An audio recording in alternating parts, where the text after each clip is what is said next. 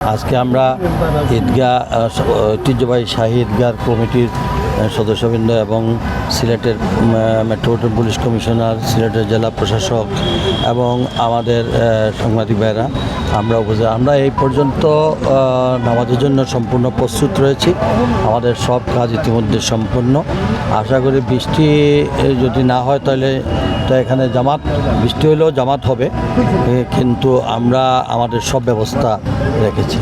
আর দ্বিতীয়ত হচ্ছে আমি অনুরোধ করব কুরবানির চামড়া যাতে কুরবানি দিয়ে বর্জ্যগুলো যাতে কোনো অবস্থাতে ড্রেনে কিংবা কোথাও না, যেহেতু আমার মনে হয় ইতিমধ্যে জানি না সিটি কর্পোরেশন পদক্ষেপ নেবে, তো আমার মনে হয় বর্জ্যগুলো আমরা সবাই যেন যথাযথ স্থানে রাখা হয় যাতে করে পরিষ্কার পরিচ্ছন্ন কর্মীরা এখান থেকে নিয়ে যায়। আর জামাত সকাল 8টায় অনুষ্ঠিত হবে, জাস্ট 8টায় আমাদের নামাজ অনুষ্ঠিত হবে।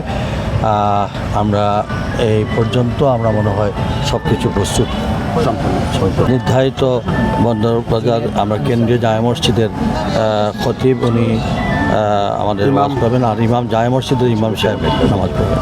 দেশবাসী এবং নগরবাসী সবাই আমাদের মহান রাব্বুল আলামিনের কাছে মুসলিম উম্মার জন্য, বিশেষ করে ফিলিস্তিনি, ইরান সহ সমগ্র বিশ্বের মুসলমানদের জন্য দোয়া করবেন। দেশের জন্য কাজ করি, আল্লাহ তাআলা যেন আমাদের দেশটাকে শান্তির দেশে পরিণত করেন। আমরা সকল হিংসা বিদ্বেষ পরিহার করে সকলে মিলে ঐক্যবদ্ধভাবে এই দেশটাকে সামনের দিকে নিয়ে যাই।